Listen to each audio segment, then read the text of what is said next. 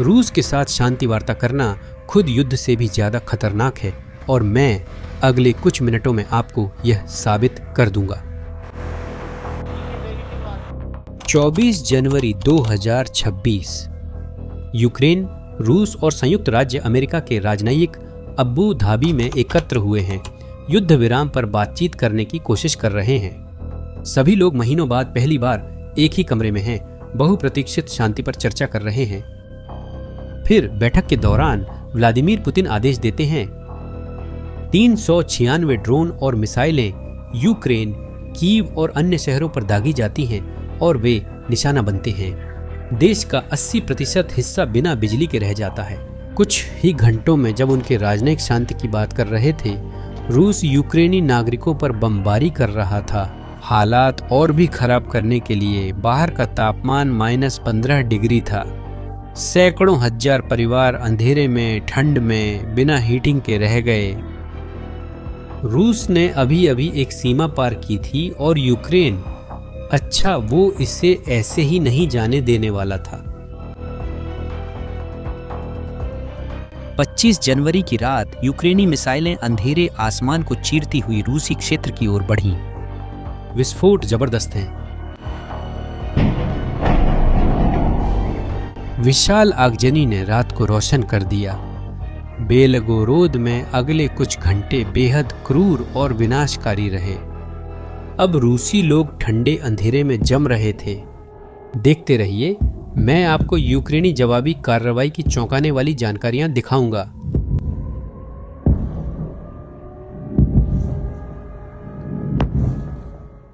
यह समझने के लिए कि हम इस मुकाम तक कैसे पहुंचे, हमें कुछ हफ्ते पीछे जाना होगा और जो आप देखने वाले हैं वह वाकई हैरान कर देने वाला है। सर्दी की शुरुआत से ही रूस ने हमले तेज कर दिए हैं। ये हमले एक व्यवस्थित अभियान का हिस्सा हैं।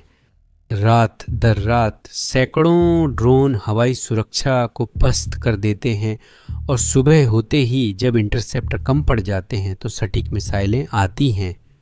9 जनवरी का हमला साफ दिखाता है कि यह कैसे होता है। कीव में सुबह के 6 बजे हैं। परिवार अभी भी अपने गर्म अपार्टमेंट में सो रहे हैं और तभी अलर्ट शुरू हो जाते हैं। 242 ड्रोन रडार पर दिखाई देते हैं। एक झुंड लहरों में एक के बाद एक आता है, जिससे रक्षा प्रणाली को अपने इंटरसेप्टर मिसाइलें खर्च करनी पड़ती हैं।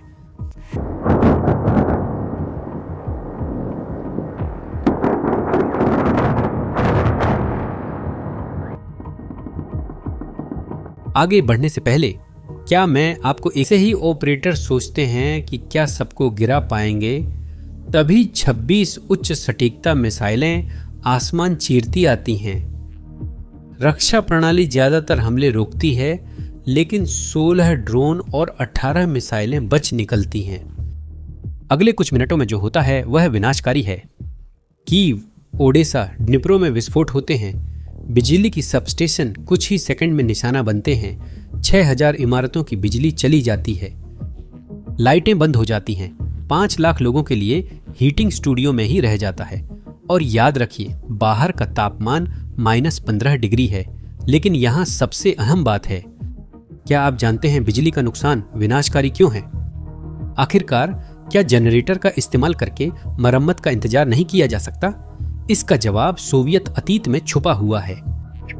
यूक्रेन और रूस के अधिकांश शहरों में दशकों पहले बनाया गया हीटिंग सिस्टम इस्तेमाल होता है, जिसे वे जिला हीटिंग कहते हैं। यह ऐसे काम करता है, एक ही प्लांट बड़ी मात्रा में पानी को गर्म करता है और उसे किलोमीटरों लंबी भूमिगत पाइपलाइनों के जरिए हजारों अपार्टमेंट्स तक पंप करता है। यह सिस्टम तब कारगर होता है जब यह चलता है, लेकिन इसमें एक घातक समस्या है। अगर एक प्लांट नष्ट हो जाता है तो पूरा सिस्टम ढह जाता है। पंप को चलाने के लिए बिजली जरूरी है। बिजली ना हो तो पंप रुक जाते हैं और पंप ना हो तो पानी तब रुकता है जब तापमान 10 डिग्री से नीचे जाता है, वरना वह घूमता है। ठीक है, पानी कुछ ही घंटों में जम जाता है। जब पानी पाइपों के अंदर जम जाता है तो पाइप फट जाते हैं, और जब पाइप फट जाते हैं, एक सिस्टम में जो 6000 इमारतों को पानी देता है, आपके पास एक बड़ी समस्या हो जाती है, क्योंकि अब आपको हर ब्लॉक हर इमारत को अलग अलग ठीक करना पड़ता है। यह काम दिनों में नहीं होता, इसमें हफ्ते लग जाते हैं, कभी कभी महीनों भी। और यही वह जाल है जिसे किसी ने नहीं देखा। वही सोवियत तकनीक जिसे इन नागरिकों की रक्षा करनी थी, उनके विनाश का सबसे बड़ा हथियार बन गई, क्योंकि रूस ने दोनों देशों में एक जैसी कमजोरियां बना दी थीं। वे हर कमजोरी, हर पाइपलाइन, हर सबस्टेशन को जानते हैं। यह मानो उन्होंने दुश्मनों के लिए नक्शा छोड़ दिया हो। हमले के 2 दिन बाद भी कीव की 1000 से ज्यादा इमारतों में हीटिंग नहीं थी। पूरा परिवार एक कमरे में कंबलों के नीचे गर्मी बांटते हुए सो रहा था, जबकि टूटी खिड़कियों से ठंडी हवा आ रही थी। अगले दिनों में हमले जारी रहे। 14 जनवरी को क्रीवी रीह पर हमला हुआ। मिसाइल हमले में 19 लोग अपने घरों में मारे गए, जो उस महीने का सबसे घातक हमला था। सुबह मिसाइलें, रात ड्रोन, लगातार एक के बाद एक। यूक्रेन सिर्फ बचाव नहीं, योजना भी बना रहा था। बेलगोरोद, रूस। यह शहर सीमा से 40 किमी दूर है। यही लॉजिस्टिक हब खार्किव में रूसी कार्रवाई को समर्थन देता है, और इसकी भी वही कमजोरी है।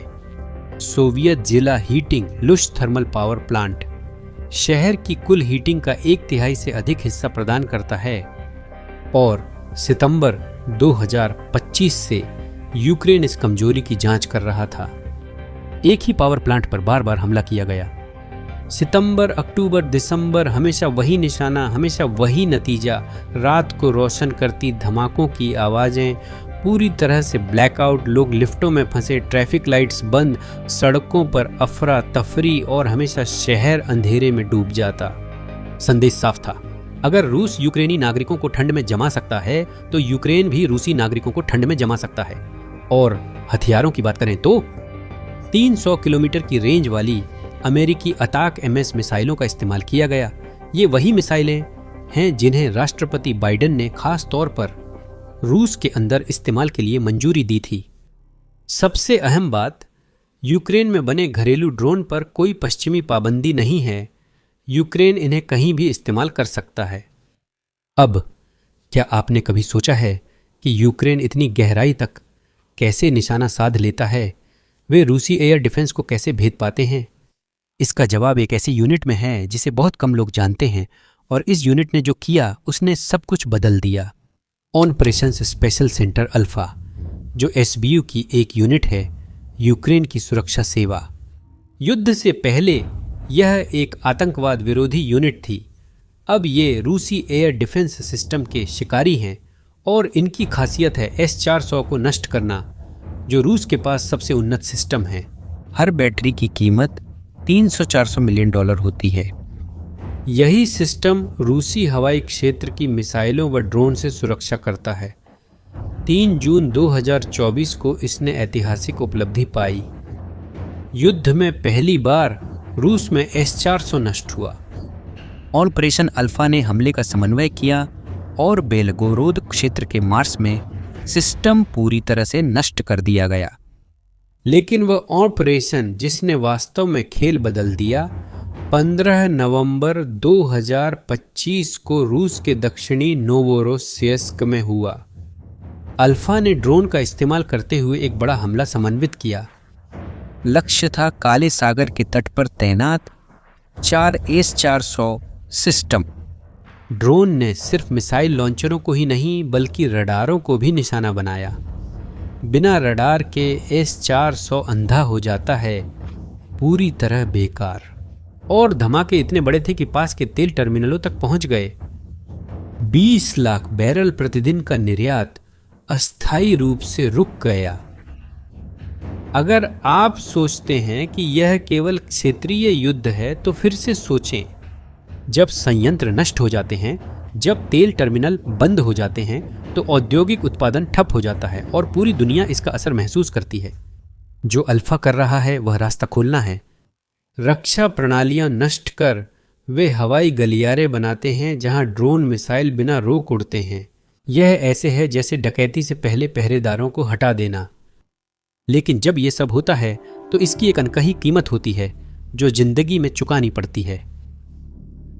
नवंबर 2025 में टर्नोपिल, पश्चिमी यूक्रेन, एक रूसी मिसाइल एक रिहायशी इमारत पर गिरती है। 38 नागरिक मारे जाते हैं, जिनमें 8 बच्चे भी शामिल हैं। एक पल के लिए सोचिए, 8 बच्चे जिनके नाम थे, परिवार थे, सपने थे, सब एक ही पल में मारे गए।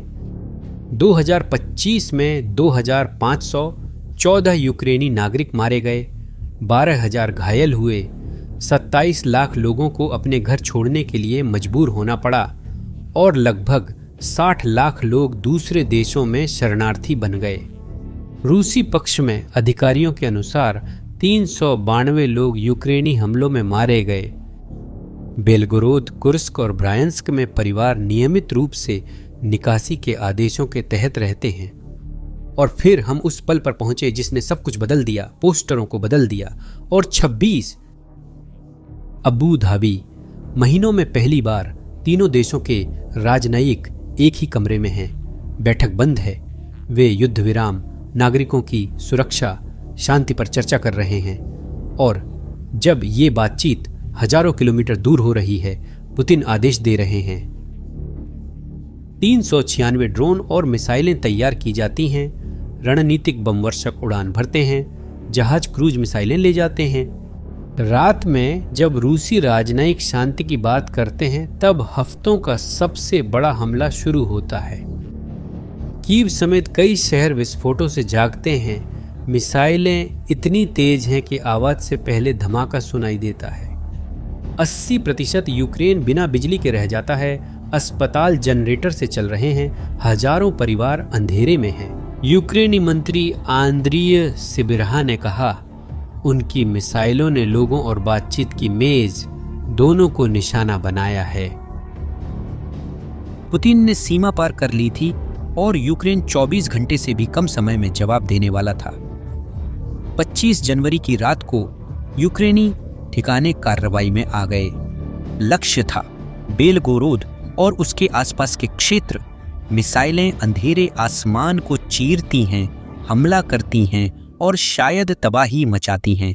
MS विस्फोट जबरदस्त हैं। बेलगोरोद का संयंत्र एक बार फिर निशाना बनता है। इस बार नुकसान कहीं ज्यादा है।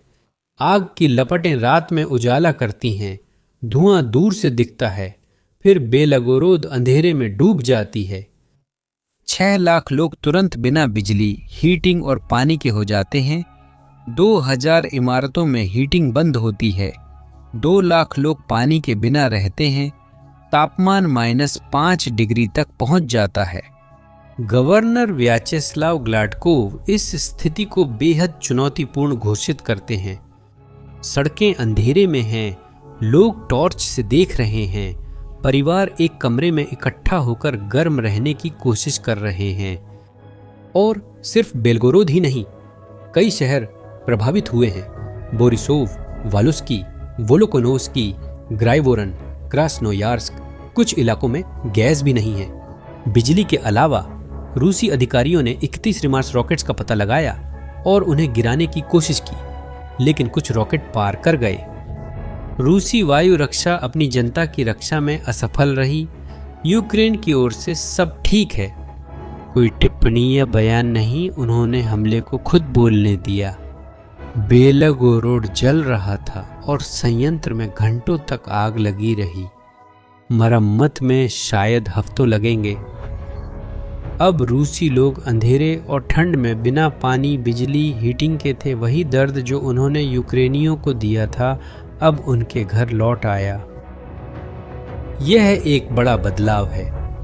ऊर्जा अब सिर्फ लक्ष्य नहीं बल्कि मुख्य हथियार है। मैं तुम्हें एक बात बताता हूँ, रूस RM 195,000 खर्च करता है। अरबों खर्च होते हैं गोला बारूद पर, फिर भी वे यूक्रेनी प्रतिरोध नहीं तोड़ पाते। लेकिन वे रुक नहीं सकते, क्योंकि उनके लिए रुकना मतलब हार जाना है। हमले लगातार जारी हैं और दोनों ओर लाखों नागरिक इसकी कीमत चुका रहे हैं। ठंड में 8,000 इमारतें बिना हीटिंग के, सीमा के दोनों ओर 11 लाख लोग अंधेरे और ठंड में हैं। अभी तो जनवरी है, सर्दी खत्म होने में 2 महीने हैं। अब मैं आपकी राय जानना चाहता हूं, क्या आपको लगता है कि सैन्य दबाव बनाने के लिए नागरिक बुनियादी ढांचे पर हमला करना किसी भी स्थिति में उचित ठहराया जा सकता है? अगर वीडियो उपयोगी लगा हो तो कमेंट में अपनी राय बताएं। इसे उस व्यक्ति से साझा करें जिसे इस युद्ध की जानकारी चाहिए और चैनल सब्सक्राइब करें ताकि वैश्विक संघर्षों का विश्लेषण मिल सके। अगले वीडियो तक धन्यवाद।